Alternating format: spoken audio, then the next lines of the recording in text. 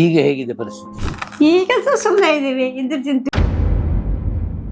ಅವ್ರು ಹೋಗೋ ಮುಂಚೆ ನಾವು ಒಂದಿಷ್ಟು ರೇಷನ್ ಎಲ್ಲ ನನ್ನ ಮಗಳ ಕೈಲೆಲ್ಲ ತರಿಸಿ ಇಟ್ಕೊಂಡ್ಬಿಟ್ಟಿದ್ದೆ ಮೊದಲೇ. ಪರವಾಗಿಲ್ಲ, ಊಟಕ್ಕೆ ಚಿಂತೆ ಇಲ್ಲ. ಅನ್ನ ಇರಕ್ಕೊಂದ್ ಮನೆ ಇದೆ, ಊಟಕ್ಕೆ ಚಿಂತೆ ಇಲ್ಲ.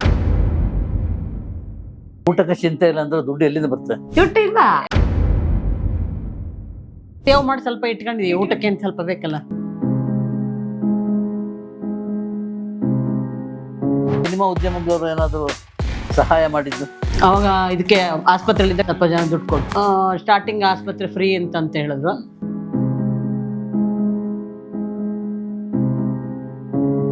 ಅವರಿಗೆ ಕ್ಯಾನ್ಸರ್ ಅಂತ ಗೊತ್ತಿಲ್ಲ. ಅಲ್ಲಿ ತನಕ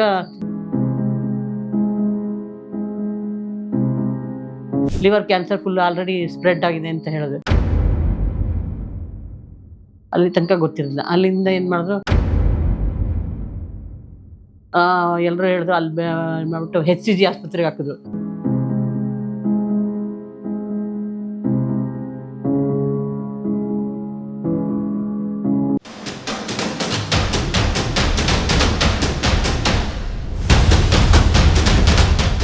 ಈಗ ಹೇಗಿದೆ ಪರಿಸ್ಥಿತಿ? ಈಗ ಸುಮ್ಮನೆ ಇದ್ದೀವಿ, ಇದ್ರ ತಿಂತೀವಿ. ಅವ್ರು ಹೋಗೋ ಮುಂಚೆ ನಾವು ಒಂದಿಷ್ಟು ರೇಷನ್ ಎಲ್ಲ ನನ್ನ ಮಗಳ ಕೈಲೆಲ್ಲ ತರಿಸಿ ಇಟ್ಕೊಂಡ್ಬಿಟ್ಟಿದ್ದೆ ಮೊದಲೇ. ಪರವಾಗಿಲ್ಲ, ಊಟಕ್ಕೆ ಚಿಂತೆ ಇಲ್ಲ. ಅನ್ನ ಇರಕ್ಕೊಂದ್ ಮನೆ ಇದೆ, ಊಟಕ್ಕೆ ಚಿಂತೆ ಇಲ್ಲ. ಅಕ್ಕಿ ಇದೆ. ಊಟಕ್ಕೆ ಚಿಂತೆ ಇಲ್ಲ ಅಂದ್ರೆ ದುಡ್ಡು ಎಲ್ಲಿಂದ ಬರ್ತದೆ? ದುಡ್ಡು ಇಲ್ಲ. ಸೇವ್ ಮಾಡಿ ಸ್ವಲ್ಪ ಇಟ್ಕೊಂಡಿದೀವಿ, ಊಟಕ್ಕೆ ಅಂತ ಸ್ವಲ್ಪ ಬೇಕಲ್ಲ. ಅದು ಎಷ್ಟು ವರ್ಷಕ್ಕೆ?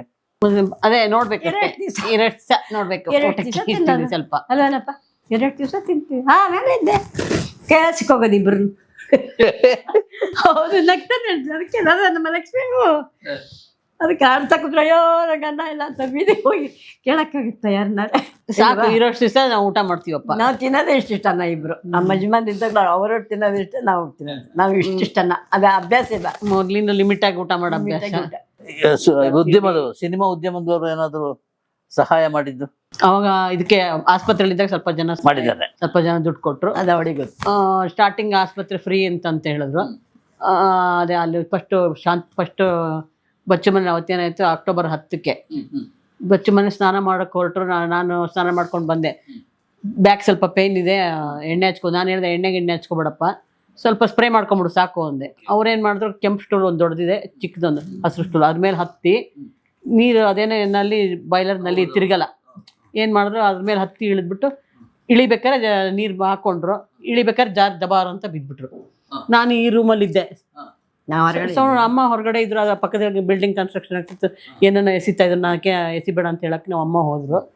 ಅಲ್ಲಿ ದಬ್ಬ ಅಂತ ಸೌಂಡ್ ಆಯ್ತು, ಏನಪ್ಪ ಬಿದ್ದೋದ್ರು ಅಂದ್ಬಿಟ್ಟು ಓಡೋದೆ ನಾನು. ಆಮೇಲೆ ನನಗಾಗಲಿ ಅಮ್ಮನ ಇಬ್ಬರು ಸೇರಿ ಎತ್ತಕ್ಕಾಗಲಿ, ಸ್ವಲ್ಪ ಜನ ಕೆಲಸದವ್ರನ್ನ ಕರ್ಕೊಂಬಂದು ಎಬ್ಬರಿಸ್ತೀವಿ. ಆಮೇಲೆ ಈ ಮಂಚದ ಮೇಲೆ ಕರ್ಕೊಂಬಂದು ಲುಂಗಿ ಉಡಿಸಿ ಕೂರಿಸಿದ್ವಿ. ಆಮೇಲೆ ಎಲ್ಲರಿಗೂ ಒಂದಿಷ್ಟು ಜನಕ್ಕೆ ಫೋನ್ ಮಾಡಿ ಆಂಬುಲೆನ್ಸ್ ಎಲ್ಲ ಇದು ಮಾಡಿದ್ವಿ. ಶಾಂತ ಮಲ್ಟಿ ಸ್ಪೆಷಾಲಿಟಿ ಮೊದಲು ಒಂದ್ಸಲಿ ಹೋಗಿದ್ರು. ರೋಡಲ್ಲಿ ಹೋಗ್ಬೇಕಾರೆ ಒಂದ್ಸಲಿ ಹಸು ಗುಂಬಿಟ್ಟಿತ್ತು, ತಳ್ಳಿಬಿಟ್ಟಿತ್ತು ಇಲ್ಲಿ ಟರ್ನಿಂಗಲ್ಲಿ. ಅಲ್ಲೇ ಆ ಡಾಕ್ಟರ್ ಹತ್ರ ಹೋಗೋಣ ಅಂದ್ಬಿಟ್ಟು ಅಲ್ಲೇ ಹೋಗಿ ಅಡ್ಮಿಟ್ ಮಾಡಿದ್ವಿ ಶಾಂತ ಮಲ್ಟಿ ಸ್ಪೆಷಾಲಿಟಿ ಹಾಸ್ಪಿಟ್ಲು. ಅಲ್ಲಿ ಫ್ರೀ ಅಂತ ಇದು ಮಾಡಿದ್ರು. ಒಂದು 3 ಡೇಸ್ ಇದ್ವಿ ಅಲ್ಲಿ. ಅದೇನೋ ಆಪ್ರೇಷನ್ ಮಾಡೋಕ್ಕಾಗಲ್ಲ, ಆಲ್ರೆಡಿ 80 years. ಏನಾಗಿತ್ತು? ಅದೇ ಬ್ಯಾಕ್ ಫ್ರಾಕ್ಚರ್ ಆಗೋಗ್ಬಿಡ್ತು. ಫ್ರಾಕ್ಚರ್ ಆಯ್ತಾ? Left side. ಓಡಾಡಕ್ಕಾಗಲ್ಲ, ಮಲ್ಕೊಂಡಲ್ಲ, ಹಂಗೆ ಮಲ್ಕೊಂಡು ಹಂಗೆ ಸ್ಟ್ರೆಚ್ಚರಲ್ಲಿ. ಇಲ್ಲಿ ನೋಡಿದ್ವಿ, ಅವ್ನು ಆಂಬುಲೆನ್ಸ್ ಕಳಿಸ್ದನು. ಆಂಬುಲೆನ್ಸ್ ಜಯದೇವ ಇದನ್ನ ಏನೋ ಮಾಡಿ ಕಳಿಸಿದ್ದಾರೆ ಯಾರೊಬ್ಬನ್ನ. ಏನಾಯ್ತು, ಆಂಬುಲೆನ್ಸ್ ಬಂತು, ಸ್ಟ್ರೆಚ್ಚರ್ ತಗೊಂಬಂದ ಇಟ್ಟ.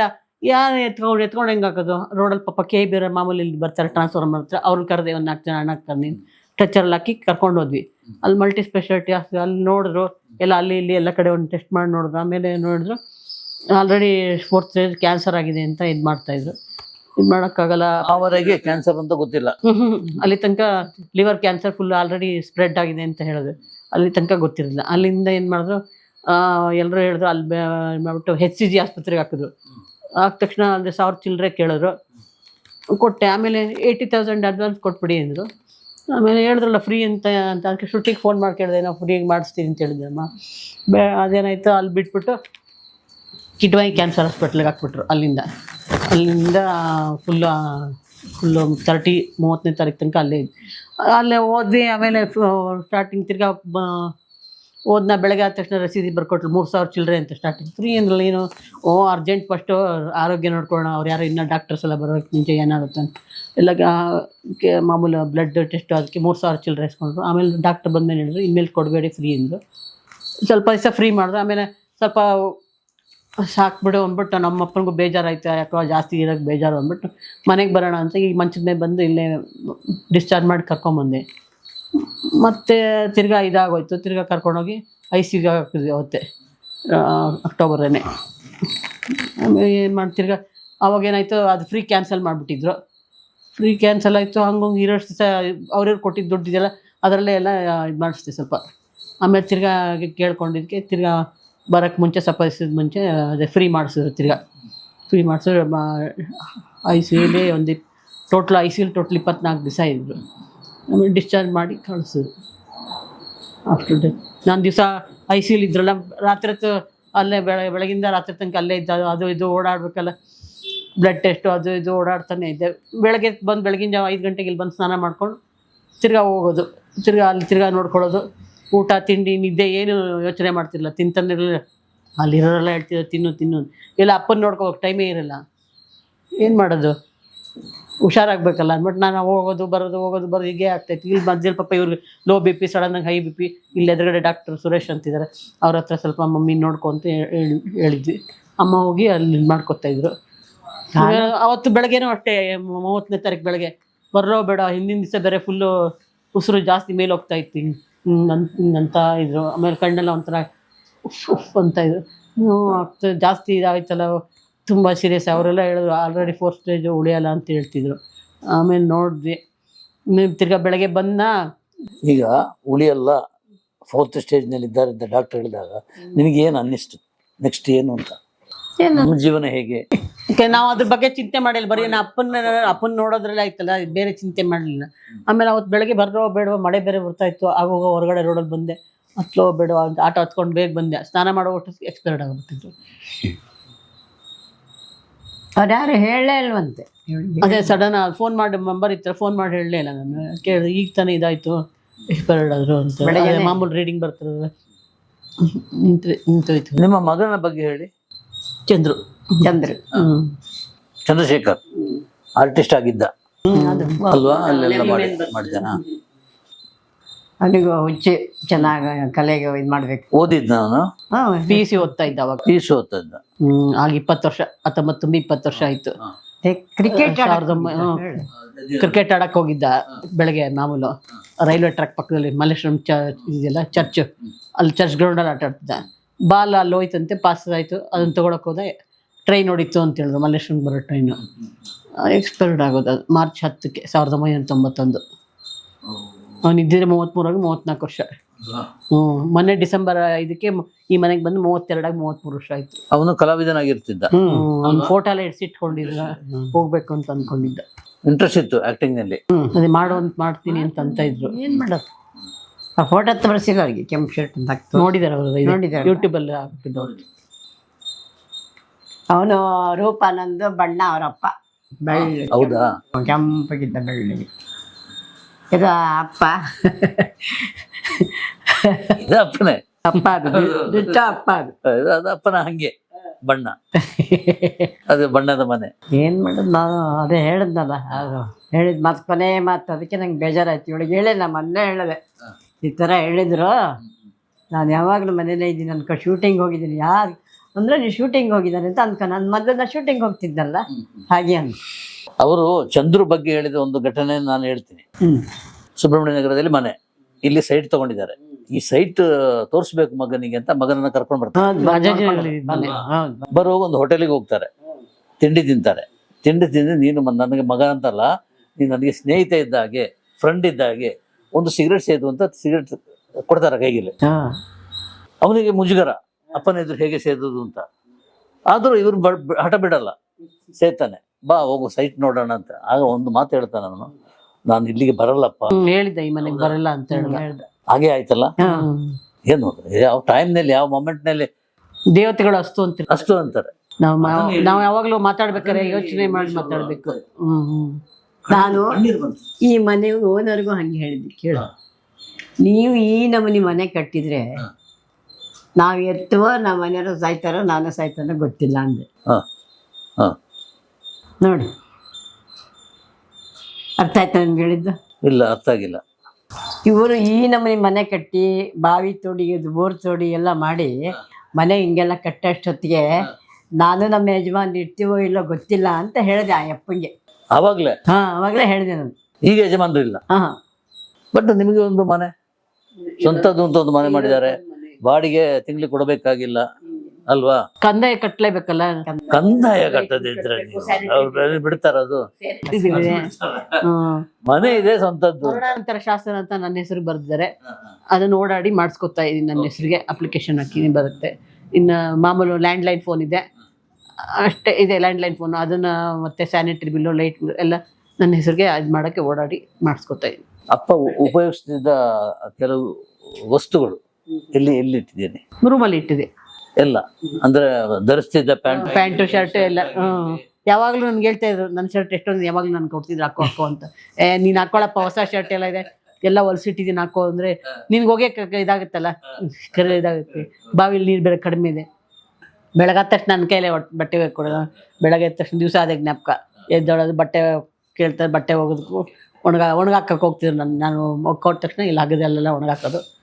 ಬೆಡ್ಶೀಟ್ ಹೋಗಿ ಕೊಡ್ತಿದ್ದೆ, ಅದನ್ನ ಮಾಡಿ ಮೇಲೆ ಒಣಗಾಕ್ತಿದ್ರು. ಇನ್ನು ವಾಟರ್ ಟ್ಯಾಂಕ್ ಮೇಲೆ ಕ್ಲೀನ್ ಮಾಡಿಲ್ಲ, ಮನ ಮೇಲೆ ಕ್ಲೀನ್ ಮಾಡೋಣ ಅಂದರೆ ಹಿಂಗೆ ಎಕ್ಸ್ಪೈರ್ಡ್ ಆಗೋದು. ನಾನು ಮಾಡಿ ಒಂದು ಸ್ಟೂಲ್ ಮೇಲೆ ಹತ್ತು ನಿಂತ್ಕೊಂಡು ಸ್ವಲ್ಪ ನೀರಿರುತ್ತೆ, ಮನೆ ವರ್ಷ ಕೋಲಿದೆಯಲ್ಲ ಅದರಲ್ಲಿ ಹಿಂಗೆ ಕ್ಲೀನಾಗಿ ಇದು ಮಾಡಿಬಿಟ್ಟು ನೀರು ಒದ್ದಿ ಕೊಡ್ತೀನಿ.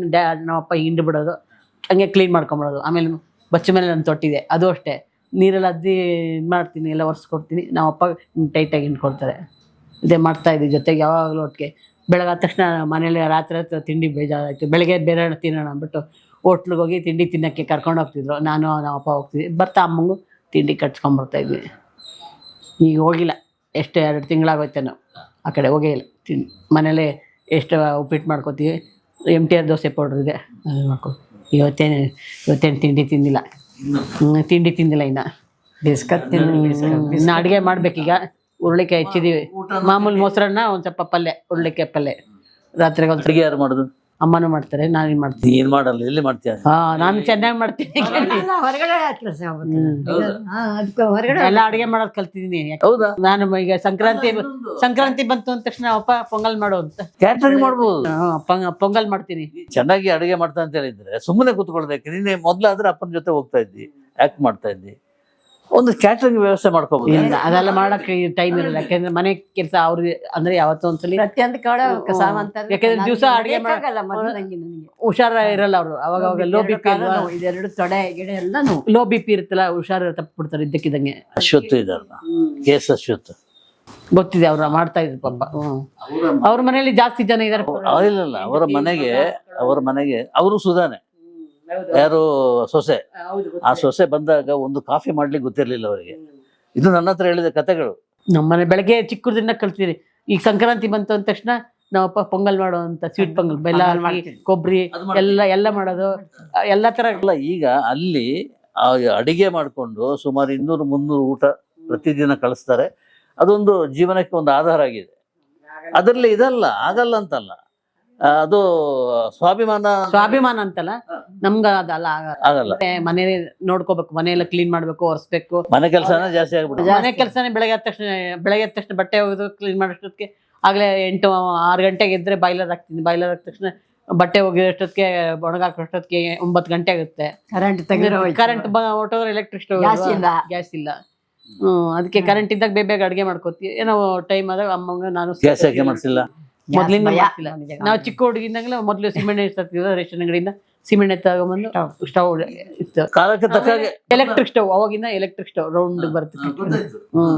ಜಾನ್ಸನ್ ಸ್ಟವ್ ಅಂತ ಬರ್ತಿತ್ತು ಅವಾಗ. ಬರ್ತಾ ಈಗ ಯಾವ್ಯಾವ್ದೋ ಬರ್ತಾ ಇದ್ರು, 200 ಎಲ್ಲ ದೂರ ಆಗ್ತಾ ಇದೆ. ಒಂದ್ಸಲಿ ಅಲ್ಲಿ ಟ್ರಾನ್ಸ್ಫಾರ್ಮ್ ಡಮಾರ್ ಅಂದ ತಕ್ಷಣ ಹೋದ ವರ್ಷ ಒಂದು ಎಲೆಕ್ಟ್ರಿಕ್ ಸ್ಟವ್ ಹೋಯ್ತು. ಮೊನ್ನೆ 1ನೇ ತಾರೀಕು ಒಂದು ಎಲೆಕ್ಟ್ರಿಕ್ ಸ್ಟವ್ ಹೋಯ್ತು. 2,000. ನಾವು ಒಂದು ಮನೇಲಿ ಅರ್ಜೆಂಟ್ ಅಂದ ತಕ್ಷಣ 1-2 ಸ್ಟವ್ ತಂದಿಟ್ಕೊಂಡಿರ್ತೀವಿ.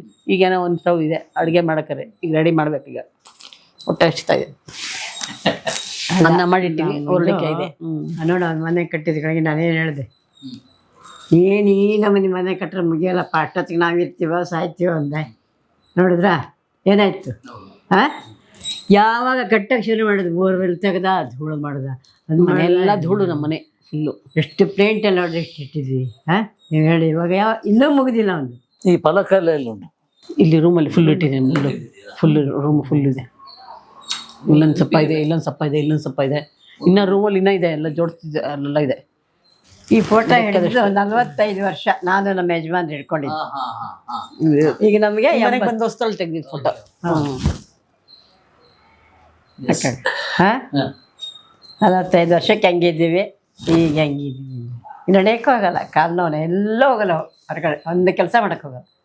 ಅವಳೆ ನೋಡೋದಿಲ್ಲ, ವ್ಯವಹಾರ ಗಿವಹಾರ ಎಲ್ಲ ಅವಳೇ ನೋಡಿ. ಅಡುಗೆನೂ ಮಾಡೋಕ್ಕಾಗಲ್ಲ ಒಂದ್ಸಲಿ, ಮನಸ್ಸರಿ ಮಾಡ್ತೀವಿ, ಬರೀ ಪದ್ಯ ಮಾಡೋಕ್ಕಾಗಲ್ಲ. ನಾನೇ ಎಲ್ಲ ಮಾಡ್ಕೋತೀನಿಲ್ಲ, ಹಾಲಿನ ಒಂದು ಬಟ್ಟೆ ಹಾಕ್ಕೋಬೇಕು, ಅದು ಮಾಡಬೇಕು, ಅದು ನನ್ನ ಬಟ್ಟೆನೂ ಆಗಿಲ್ಲ, ಪಾತ್ರೆ ಮಾತ್ರ ಮನೇಲಿ ತೊಳ್ಕೊಂಡು ಕೆಲಸ ಮಾಡ್ಕೊತಾರೆ, ಅಡುಗೆ ಮನೆ. ಆಸ್ಪತ್ರೆಯಲ್ಲಿ ಮಲ್ಕೊಂಡಿರುವಾಗ ನೋವಿನ ಬಗ್ಗೆ ಯೋಚನೆ ಇಲ್ಲ ಅವರಿಗೆ.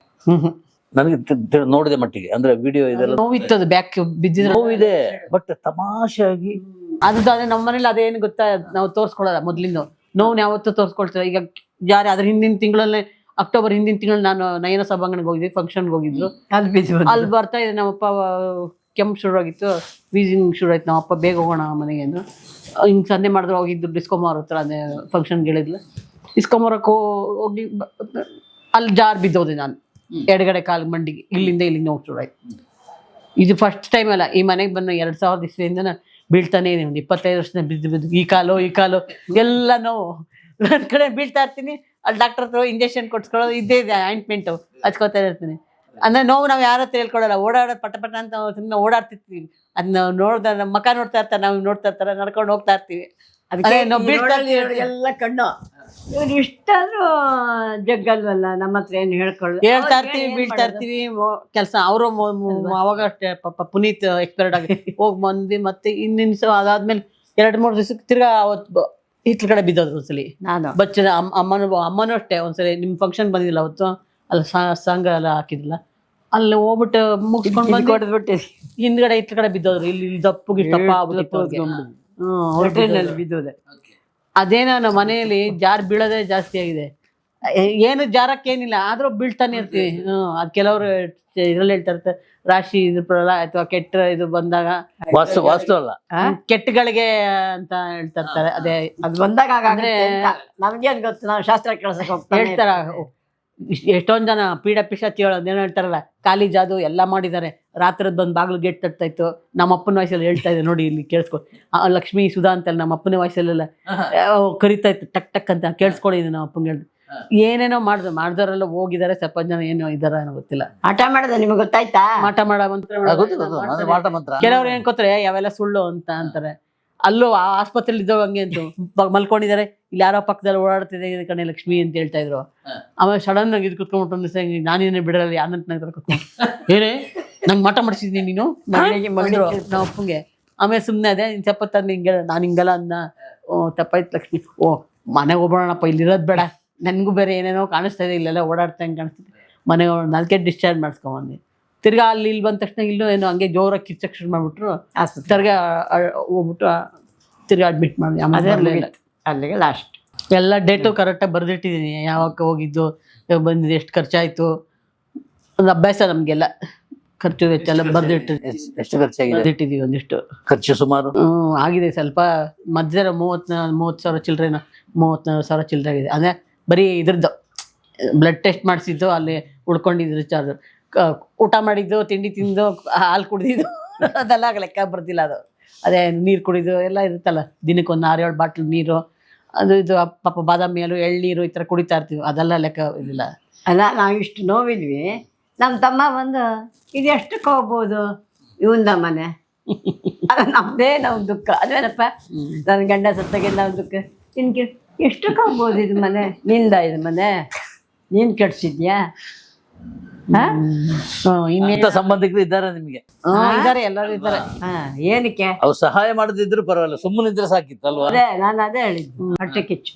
ಅವಾಗ ಮಾಮೂಲಿ ಏನಿಲ್ಲ ಇದಾಗಲಿ. ಆಮೇಲೆ ಏನಿದ್ರು ಅದೇ ಬಯಾಪ್ಸಿ ಅಲ್ಲೊಂದು ಕಡೆ ಹೋದ್ವಿ, ಟ್ರೂ ಸ್ಕ್ಯಾನ್ಗೆ ಹೋಗಿ ಅಂದರು. ಬಯಾಪ್ಸಿ ಅಲ್ಲೋಗಿ ನೋಡಿದ ತಕ್ಷಣ ಲಿವರಲ್ಲಿ ಸ್ವಲ್ಪ ಏನೋ ಕಂಡಂಗೆ ಆಗುತ್ತೆ ಅಂದರು. ಅದಕ್ಕೆ ಟ್ರೂ ಸ್ಕ್ಯಾನ್ಗೆ ಹೋದಾಗ ಆಮೇಲೆ ಅದೇನೋ ಬಯಾಪ್ಸಿ ಮಾಡಬೇಕು, ಯಾಕಂದರೆ ಆಲ್ರೆಡಿ ಶುಗರ್ ಡಲ್ ಆಗ್ಬಿಡ್ತು. ಸದ್ಯಕ್ಕೆ ಮಾಡೋಕ್ಕಾಗಲ್ಲ, ಯಾಕೆಂದರೆ ಶುಗರ್ ಅದು ಅವ್ರು ಹೇಳಿದ್ರು ಬೆಳಗ್ಗೆನೇ ಖಾಲಿ ಹೊಟ್ಟೆಲಿ ಮಾಡಬೇಕು ಅಂತ. ಶುಗರ್ ಆಲ್ರೆಡಿ ಡಲ್ ಆಗಿದೆ, ಸ್ವಲ್ಪ ದಿವಸ ಆದಮೇಲೆ ಮಾಡೋಣ ಅಂತ ಅಂದರೆ ಒಂದು 3-4 ದಿವಸ ಬಿಟ್ಟು ಮಾಡೋಣ ಅಂದ್ವಿ. ಅಷ್ಟೊತ್ತಿಗೆ ಡಸ್ಟ್ ಅಲರ್ಜಿ, ಸುತ್ತಲೂ ಮನೆ ಎಲ್ಲ ಕಟ್ತಾರಲ್ಲ, ಡಸ್ಟ್ ಅಲರ್ಜಿ ಶುರು ಆಯಿತು. ಒಬ್ಬೊಬ್ಬರಿಗೆ 3 ಜನಕ್ಕೂ ಕೆಮ್ಮು ಶುರು ಆಯಿತು.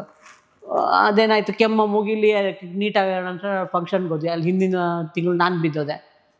ಎಲ್ಲ ಮುಗಿಯೋಷ್ಟೊತ್ತಿಗೆ ಇದ್ದಕ್ಕಿದ್ದಂಗೆ ಹೇಳಿದೆ ಒಂದು ಸ್ವಲ್ಪ ಒಂಚೂರು ಕೋಲ್ಡ್ ಸೇರಿ ಆಯ್ತು ಅನ್ನೋಷ್ಟೊತ್ತಿಗೆ ಇತ್ಲು ಮನೇಲಿ ಹೇಳಿದ್ರು ಬಚ್ಚ ಮನೇಲಿ ಜಾಗ ಇದ್ರು ಹಿಂಗಾಯ್ತು ಅಲ್ಲಿಂದ ಕತೆ ಮುಗೀತು. ಇಲ್ಲಿಗೆ ಎಂಡ್. ಖ್ಯಾತ ಹಾಸ್ಯ ನಟ ದಿವಂಗತ MS ಉಮೇಶ್ ಕುಟುಂಬಕ್ಕೆ ಆರ್ಥಿಕ ಸಹಾಯ ನೀಡಲಿಚ್ಛಿಸುವವರು ಅವರ ಮಗಳು ಜಯಲಕ್ಷ್ಮಿ ಉಮೇಶ್ ಅವರ ಕೆಳಗೆ ನಮೂದಿಸಲಾದ ಮೊಬೈಲ್ ನಂಬರ್ ಅನ್ನು ಸಂಪರ್ಕಿಸಬಹುದು.